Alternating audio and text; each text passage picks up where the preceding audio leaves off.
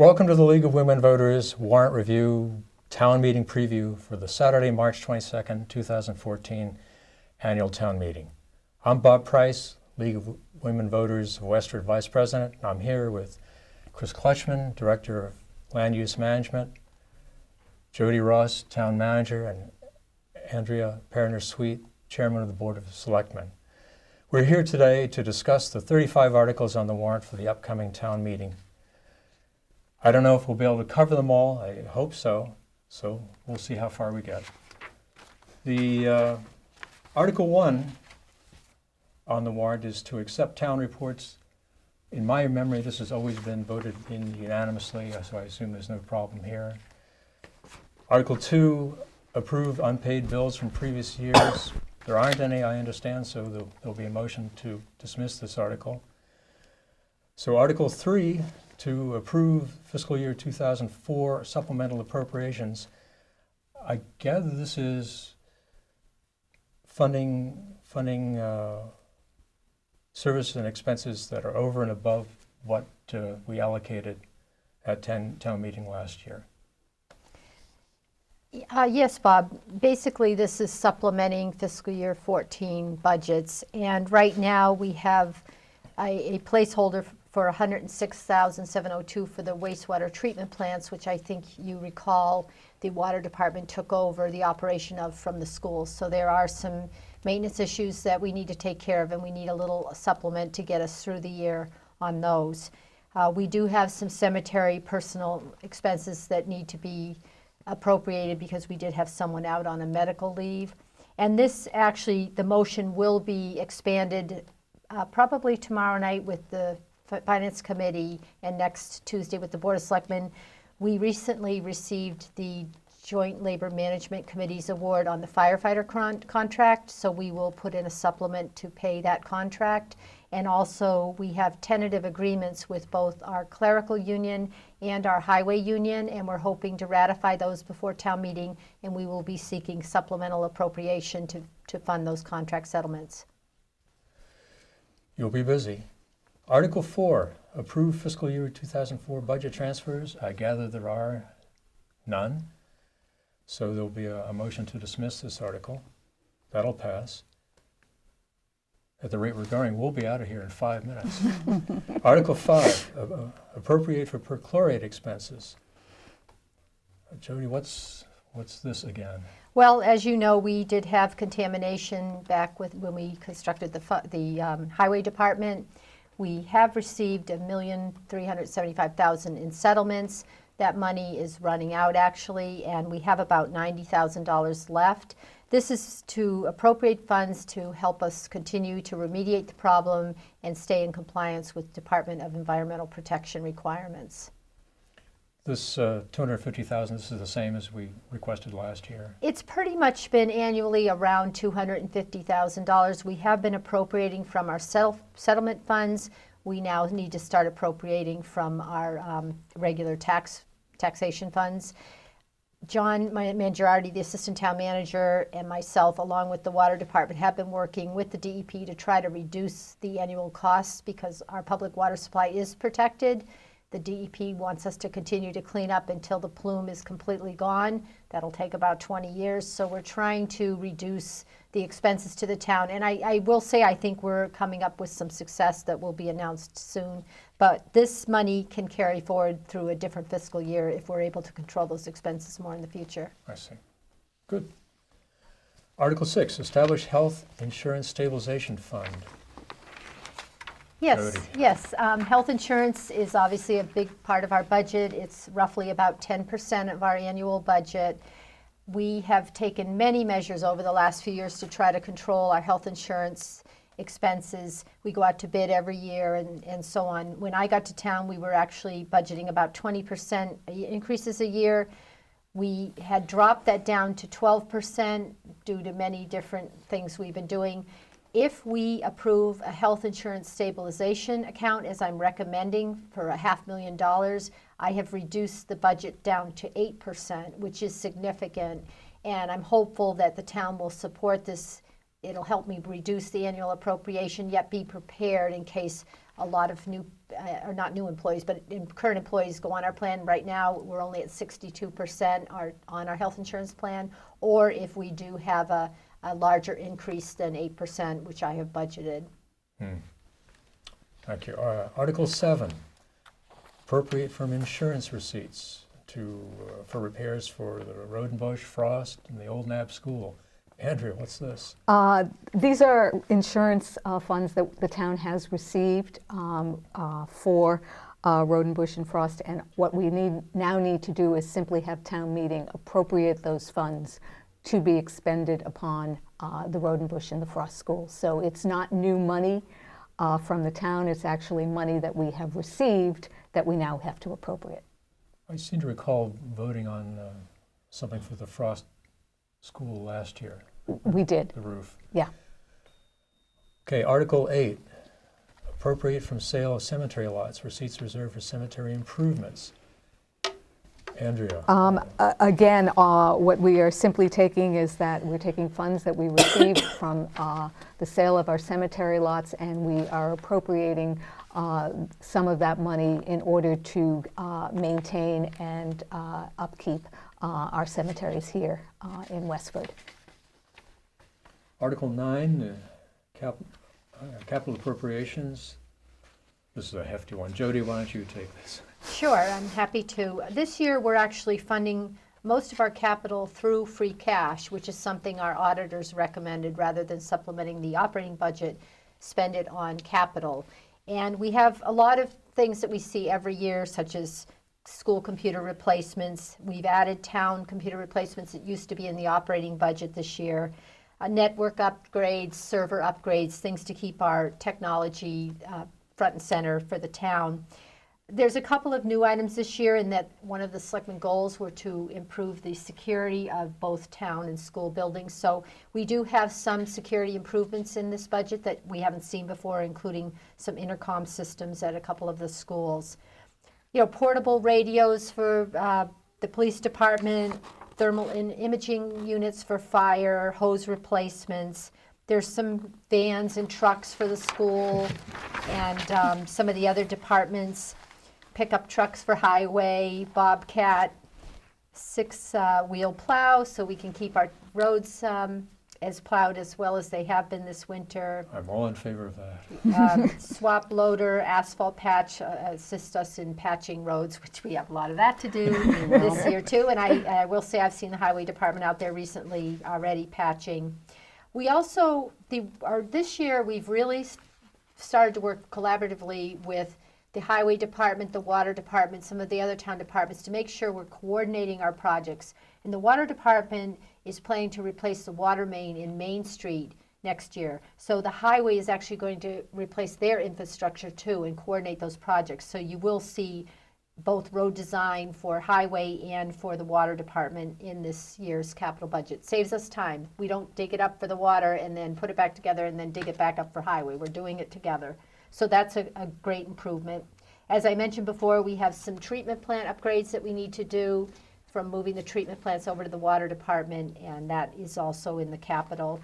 That's the wastewater treatment. That's right. Yeah, not water, wastewater. We need a mower at the cemetery, a new mower, so that's $13,000. A tractor at Parks and Grounds and an infield groomer, which is not to keep our hair cut, but to actually groom the fields a little better. So so those are all projects that we have in the capital budget. And then in water enterprise, they're replacing some standby generators at the Nutting and Depot pump stations. So they need some new infection equipment at Nutting Road and the Forge Village water treatment plants. And of course, I've got the Water Street water main replacement design and some water building security upgrades. The water commissioners are also seeking to bond some water system improvements on Graniteville Road. If you recall, they did kind of this lower Graniteville Road. Now they're doing the upper Graniteville Road. So that's on here. And then also some improvements on Pleasant Street from Abbot to Pine Street. So we are funding quite a bit of capital this year out of free cash with some bonding. But we also are putting $850,000 into capital stabilization. And the reason we're doing that is we have a center fire station article which is coming up that we know will need funding in the future if it's approved. And also our townwide facility study that is out. We're expecting the results of that this spring. We already know that our road and bush buildings need about $1.5 million, and we're expecting some vast improvements in some of the other buildings. So we're setting that aside to help offset the future costs of capital that we see on the horizon. Sounds like a good idea. Article 10, Neshoba Valley Technical High School, Massachusetts School Building Authority Roof Project. Andrea, take that, please. Certainly. What we're asking the town to do is actually approve the bonding in the amount of about $2.8 million that will permit Neshoba Valley Technical School to repair its roof. What should be understood is what that means for the town of Westford is that after the MSAB reimbursement to Neshoba, it will probably cost the town about $13,000 to $15,000 in additional funding on top of our assessment that we pay to Neshoba Valley. This is, of course, a consortium of schools Right. that use this, so that this cost will be shared by the The other cost is towns. shared by all of the other schools. Article 11, the Robinson School and Day School, Massachusetts School Building Authority Project. While you're on a roll, take this, please. Certainly. Well, I'm sure as most folks remember, we started with this at our October town meeting where I think we appropriated about $350,000 for design for the Robinson and Day School windows and door replacements.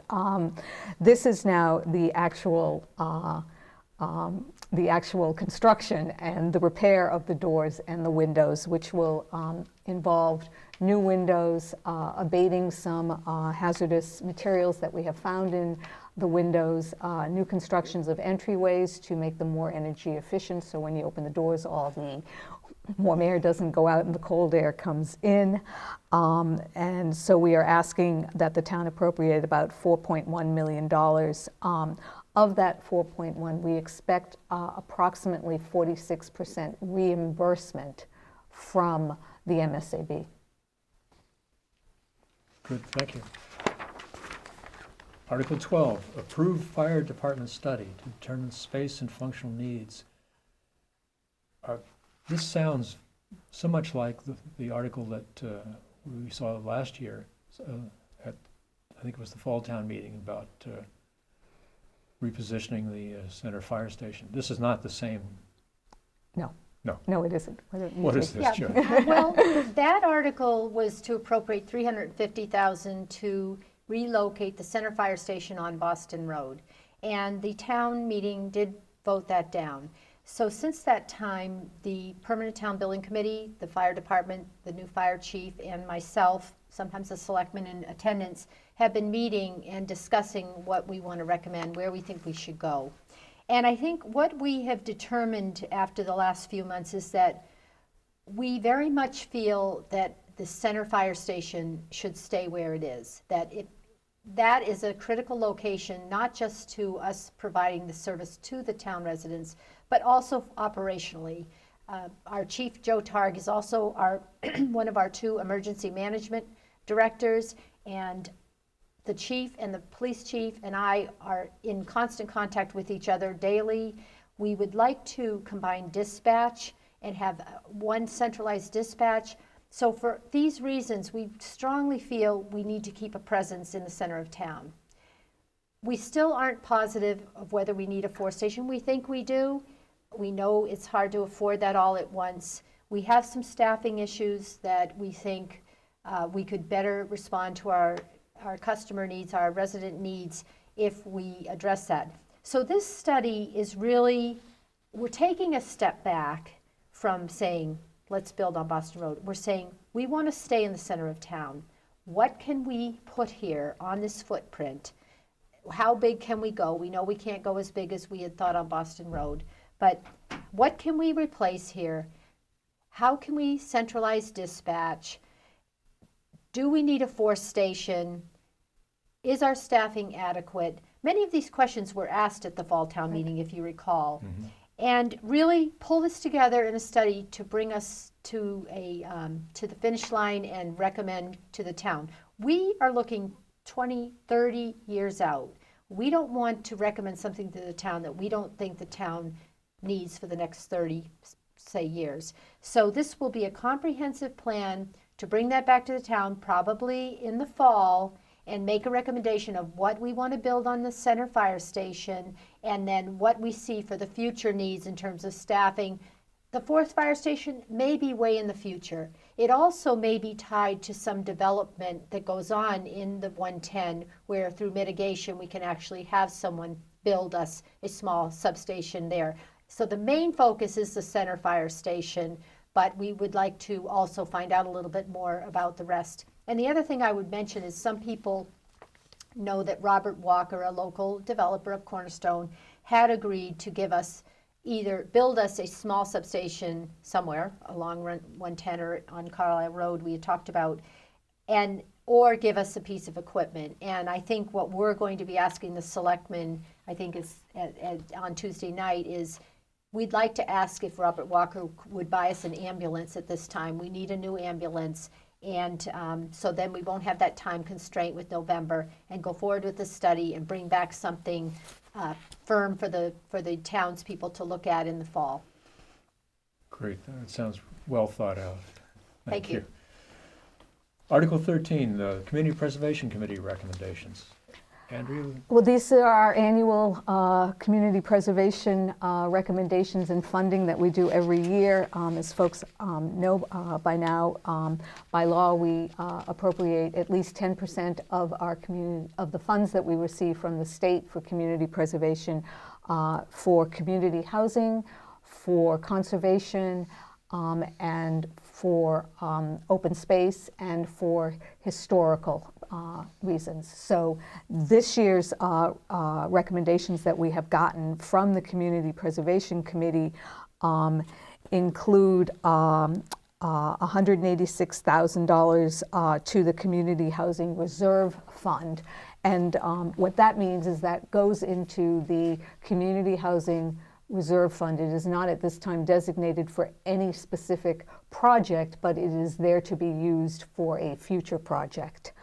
The recommendation is also for $150,000 to go into the Conservation Trust Fund for future land purchases.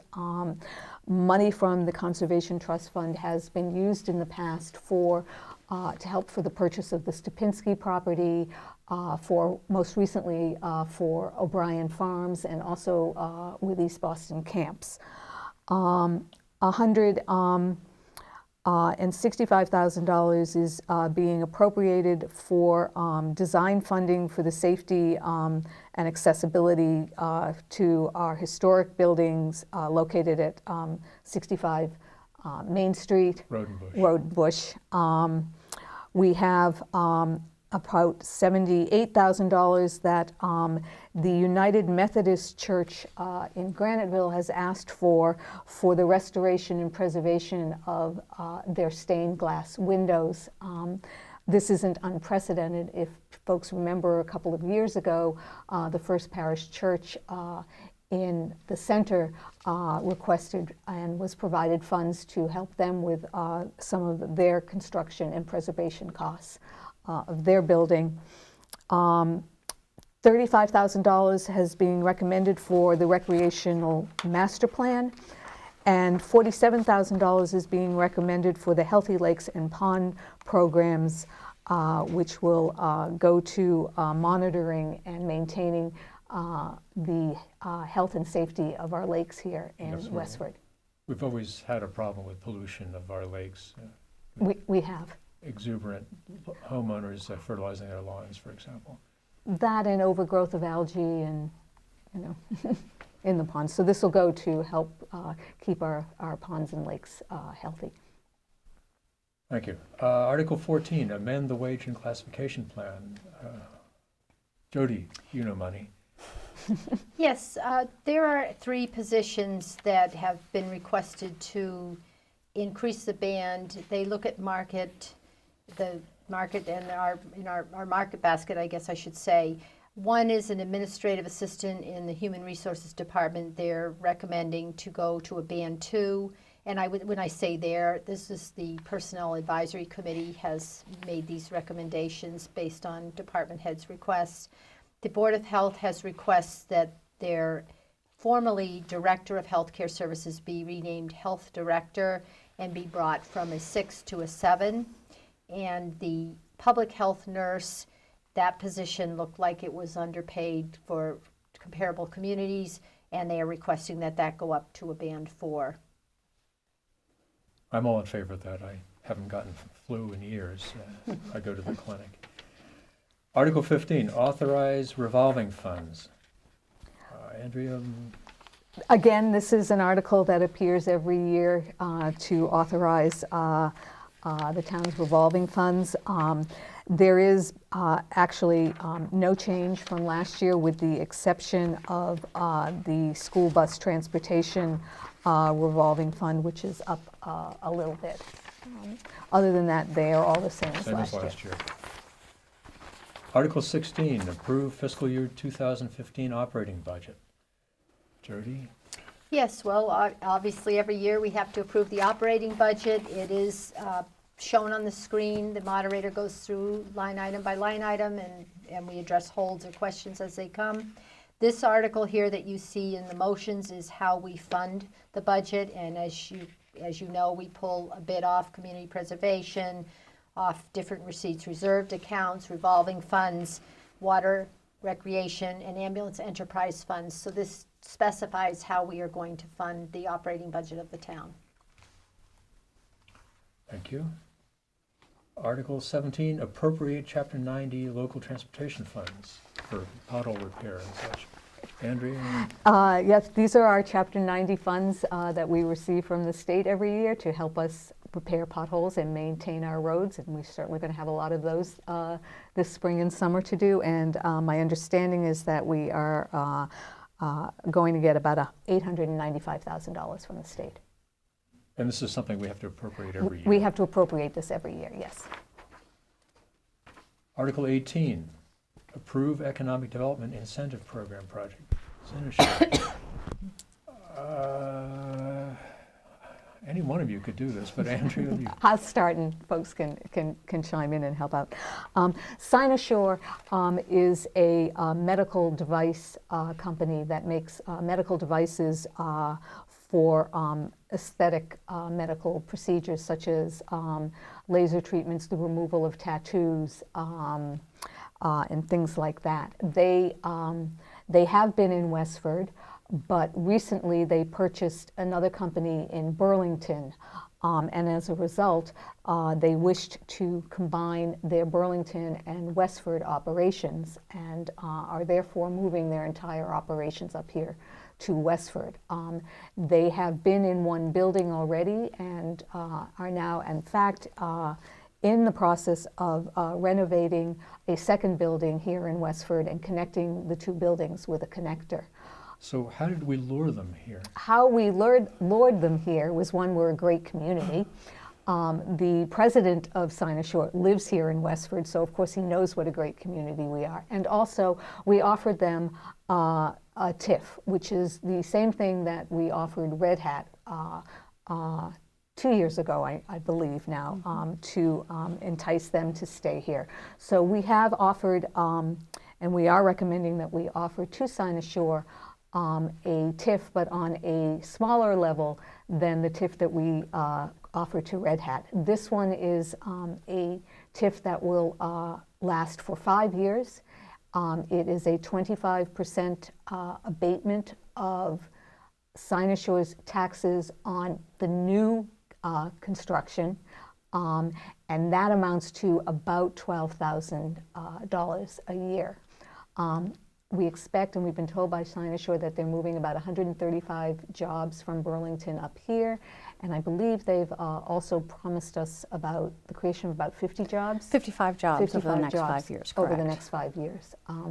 So we need to, if town meeting approves this, we will actually enter into an agreement with Cynosure that is then submitted to the state and then is also monitored by the state to ensure that Sinosure actually complies with the TIF agreement. And if they don't, then they lose their tax abatement.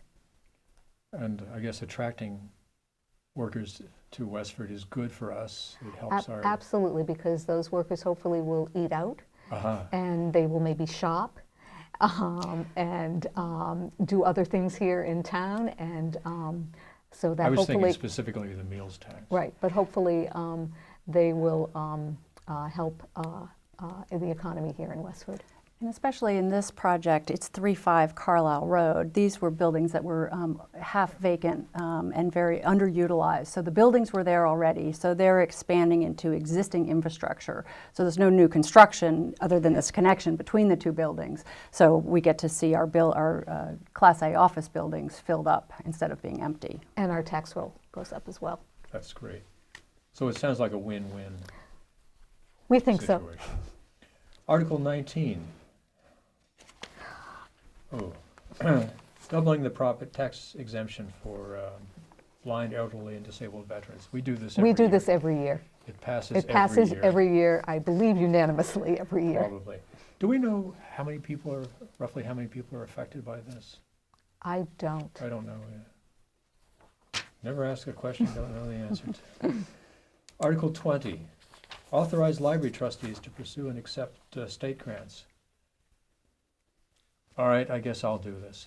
As library trustee, I can remind you that at last year's special town meeting, the town approved $20,000 that was going to be used to garner a $40,000 state matching design grant, which would allow the library to do some analysis of how the library could be improved for service and whether it would perhaps require expanding the building or whatever. The state, in its generosity, actually it was the Massachusetts Board of Library Commissioners, upped the ante from $40,000 to $50,000. So the library trustees threw in another $5,000 for a matching $25,000. Total of $75,000 to do the study. That was one vote at the last town meeting.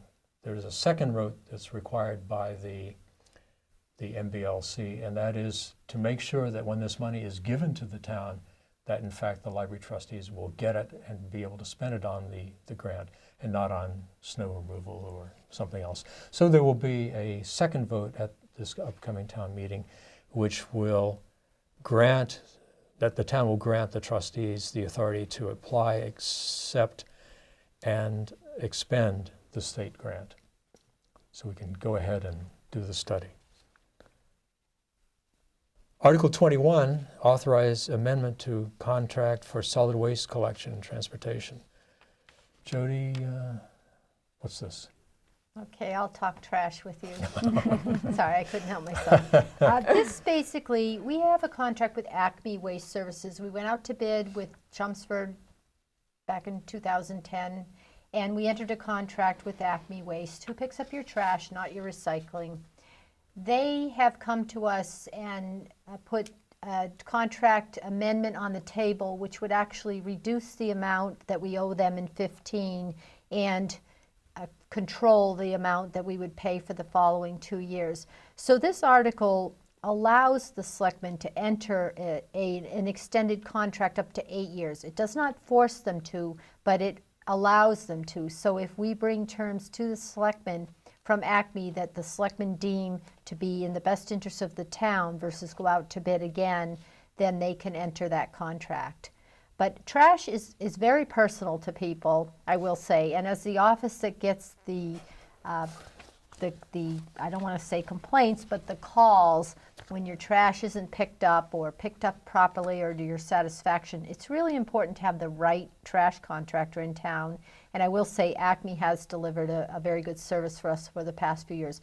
But we're asking the selectmen to, or the town meeting, to authorize the selectmen to enter a 5-year if they choose to, and if this passes, we will bring the terms to the Board of Selectmen at a future meeting and they can make that decision.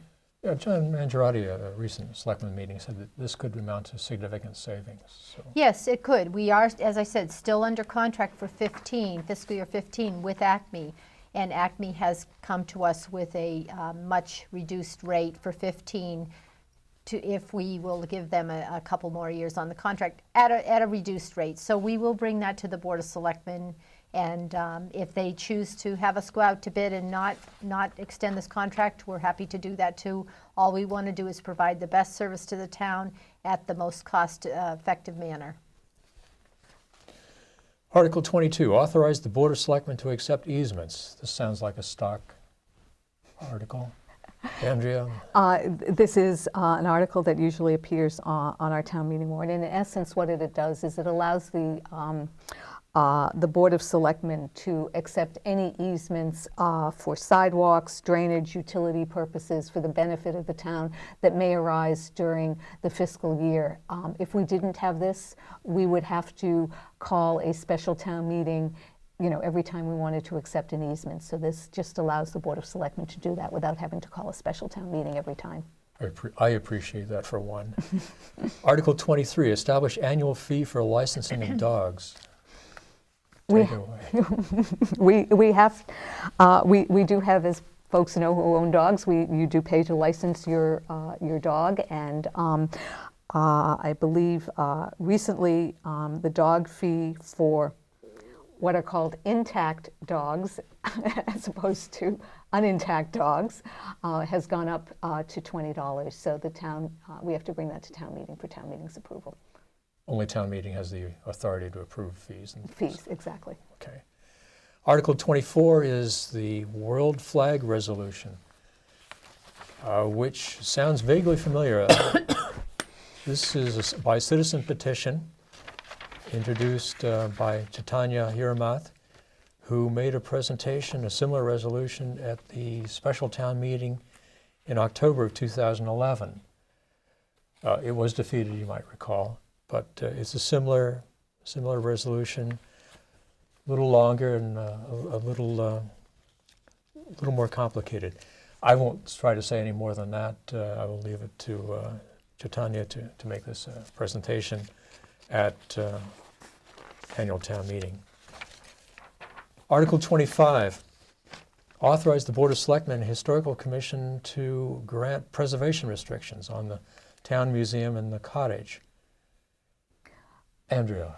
The Historical Commission has come to the Board of Selectmen and asked us to authorize a historical preservation restriction for the town museum and the cottage.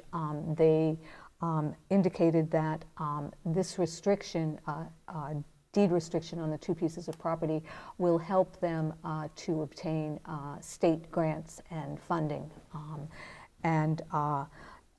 One of the questions that has been raised is whether or not the imposition of these restrictions would require any additional repairs or changes or modifications to the two buildings to comply with any state restrictions above and beyond what we require here in Westford. We have been advised that the answer to that is they don't believe so, but the question still remains as to, once these restrictions are in place, what does that obligate the town to do to continue to maintain the buildings so that they meet the deed restrictions. But the purpose is to help the Historic Commission obtain grants and funding for the buildings. Thank you. Okay, Article 26, hazardous materials storage bylaw, which sounds, again, vaguely familiar. Seems to me we had... Go with that. we had a similar bylaw that was withdrawn at last year's special town meeting. Right. Are we actually going to see it? It doesn't appear in my draft copy of the motions. I believe we are, but I'll let Jody speak to that. Yes, you're correct, Bob. This did go to the October town meeting, and I don't really recall what the vote was, but I did not pass. We do have a current hazardous materials bylaw This is making amendments to that bylaw. And basically, it is requiring an inspectional component now that isn't in the current one. And that would be inspections both by the fire department and by the health department. Secondly, underground storage tanks are going to be a part of this bylaw. And that could affect the homeowner if you have an underground storage tank. That does not mean the storage tank in your basement. It means it's actually under the ground with a pipe coming out of the ground. In the dirt. In the dirt, that's correct. So I think the Board of Health has had many meetings, and if people are interested, this will be discussed again at the FinCom meeting, Finance Committee meeting tomorrow night, Thursday night, if this program is out before then. And also on March 6th. It also will be discussed again at the Board of Selectmen meeting on March 11th. There's been numerous public meetings. I think there's been some confusion over whether this would affect people who had fertilizer or pool chemicals. There's no consumer size products that this would affect. It's primarily large containers or underground oil type facilities. So the motion is, I believe, on the website. There's been small changes from the October 2013 proposal, and I would encourage people, if they have questions, to speak with the Board of Health prior to town meeting to get them answered. Article 27, amend Chapter 22 Finance Committee. Jody, what's changed in this Chapter 22? Pretty much in this, one of the sections of this said that the Finance Committee, or actually it was the Finance Director, had to compile statements after the close of the year immediately. The next day. We're it asking sounds like. for that to say within 60 days. And also because ultimately the town manager is responsible, we've asked to change the language from Finance Director, who right now we don't have a Finance Director anyway, but to town manager. So it's really just to give an adequate amount of time to us to compile the documents and get them turned in. So you don't actually deal with the numbers. You're just responsible for getting the numbers published. No, I actually do get involved in the numbers too, but I have a lot of help from my budget director, Dan O'Donnell, obviously. He's the one that pulls most of the numbers together, but I do get to have a say in some of it. So Credit where credit's due. Yeah. Thank you.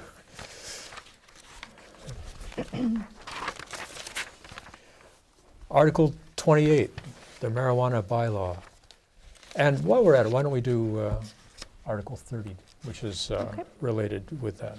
Chris, if you can. Sure. Happy. I always learn so much at these, so thank you so much, Bob, for doing it. It's fun to sit through them. So the first article, Article 28, is to amend Chapter 124. That's a general bylaw, and that's an existing bylaw that was passed. And it's a very small change, and it's just to add a reference to the Humanitarian Medical Marijuana Act that was passed by the voters in November of 2012. So people may recall that. And so that is just a fairly simple change to this bylaw to make a recognition that that exists and that medical marijuana treatment centers may exist in town. So that's a simple recognition of a new state law. Article 30, however, is much more comprehensive, and this is a change to the zoning bylaw, and this establishes the medical marijuana overlay district. Again, recalling that in November of 2012, the state as a whole adopted a new law to address the provision of and legalize the provision of medical marijuana. You may recall that in 2013 at the annual town meeting, we came forward with zoning bylaw amendment to establish a moratorium on these to make sure, if anybody came forward with an application that it wouldn't take place. And the purpose of that moratorium was to allow for a committee to study how we would want to regulate medical marijuana dispensaries, also called registered marijuana dispensaries. And so, in fact, we've done that. And so in 2013, the moratorium was put in place, and the Registered Marijuana Dispensary Committee, of which Andrea was a member, was very busy, and over the fall and winter came up with the draft bylaw, and that's been incorporated as part of the zoning bylaw. The planning board is the sponsor of this because it's a change to the zoning bylaw, and they've held public hearings in the last couple months to review this. And basically it establishes a procedure by which if somebody came forward with a registered marijuana dispensary in the town, it does a procedure. It would be a special permit through the planning board, and it designates areas through an overlay district where the registered marijuana dispensaries could be placed. And generally, these are the commercial highway areas along 110 and the industrial area just on the eastern part of Route 40 on Groton Road. So that's a quick summary. Okay. How many of these dispensaries have been approved so far in the state? Well, the State Department of Public Health is the agency that's responsible for the primary regulation of these, and the state law that was passed in 2012 allows only 35 across the entire state. People may have read in the paper that 20 provisional licenses have been given out by the Department of Public Health. The state law also limits the number that can be in every county, so there can only be 5 in Middlesex County. 4 of those 5 have been given out, and none of them are in Westford. So as far as we know, nobody is interested in establishing a registered marijuana dispensary in Westford. But we are, by adopting this bylaw, adopting this provision in the zoning bylaw, if somebody did, we'd be prepared for it. In the course of the discussions and presentations you made, have we found out how many people in town might be interested in using the... Somewhat to our surprise. I don't know about how many people would be interested in using it. What I can say is that there has been very limited public interest in the zoning hearings and the public meetings.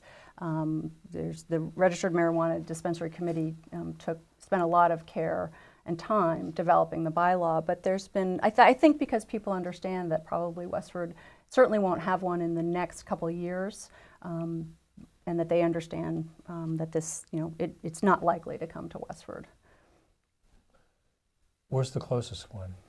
One has been approved in Air, and to be right in downtown Air. I'm not sure of the local permitting, but it has been approved by the state.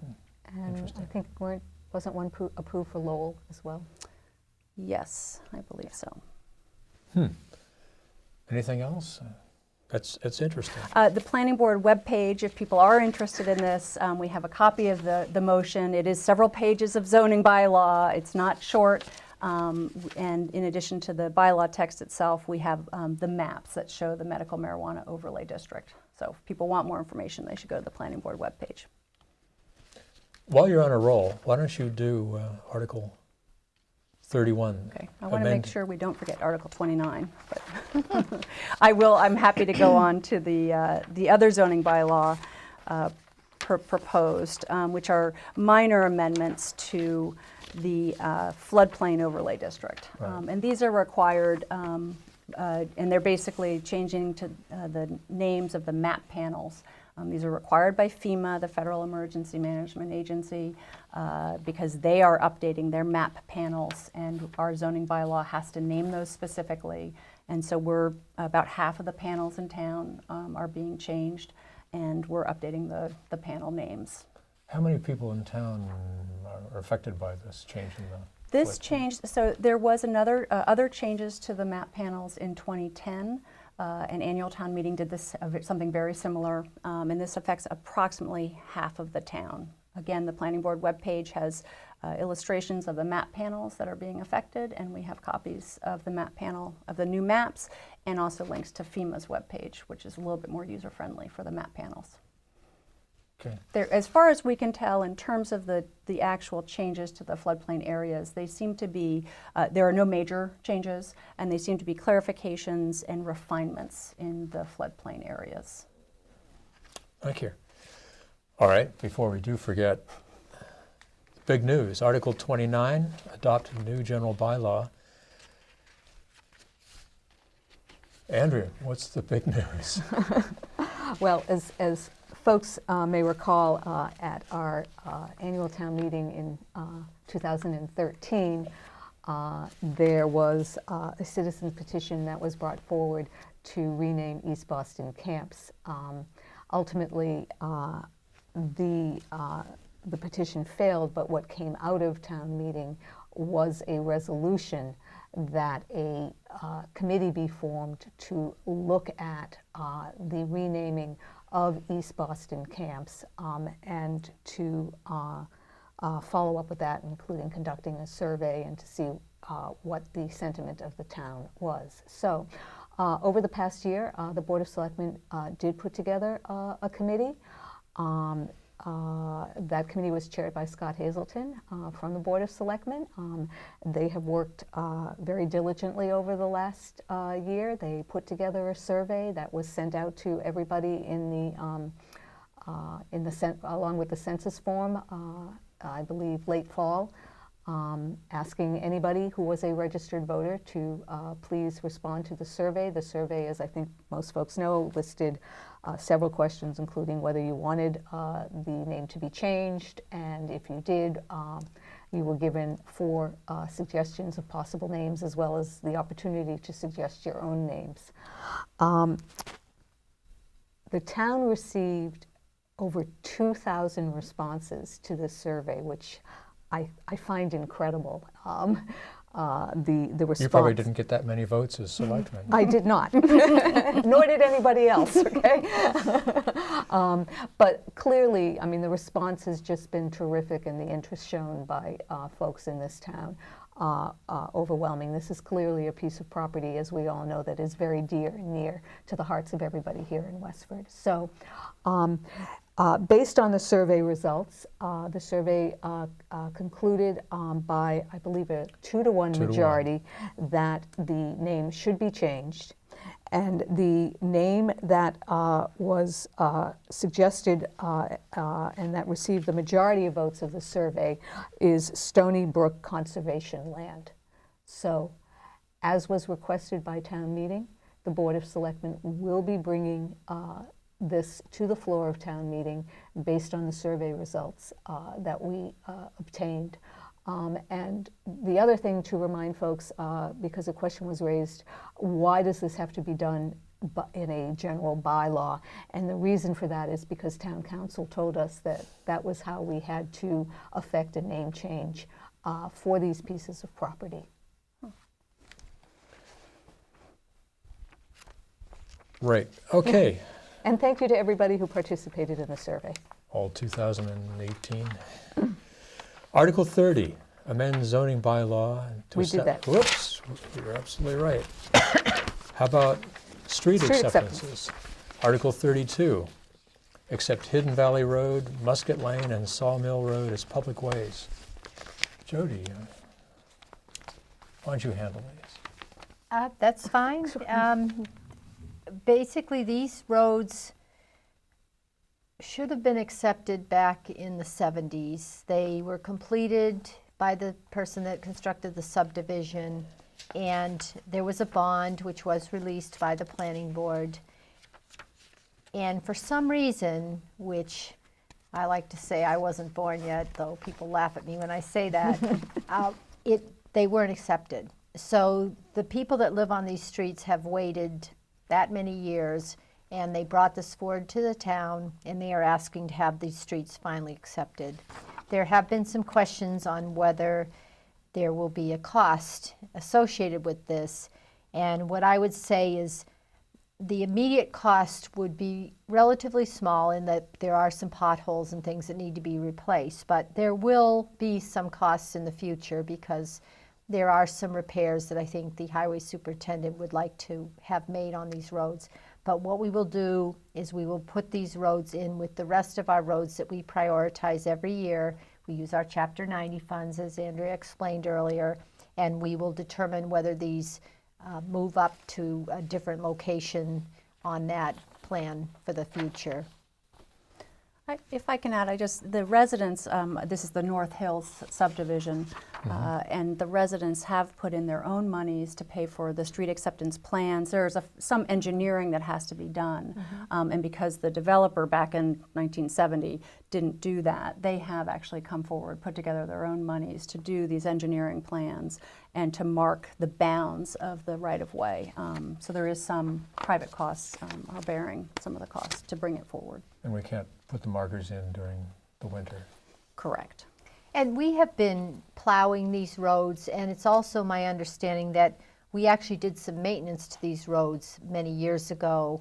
But it's just really one of those issues that somehow fell through the cracks. We feel it's the right thing to do to accept these, and the Selectmen, the Finance Committee, and the Planning Board are all recommending that the town do so.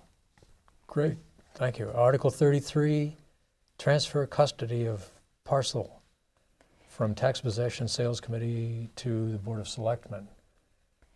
Yes, this is a parcel, a very small parcel that was taken through the tax title foreclosure process, and it has been deemed surplus by the Tax Possession Sale Committee. It has a fire cistern on it, and we would like to properly maintain that fire cistern, so we are asking the town to go ahead and allow us to transfer this from the Tax Possession Sale Committee to the Board of Selectmen for that purpose.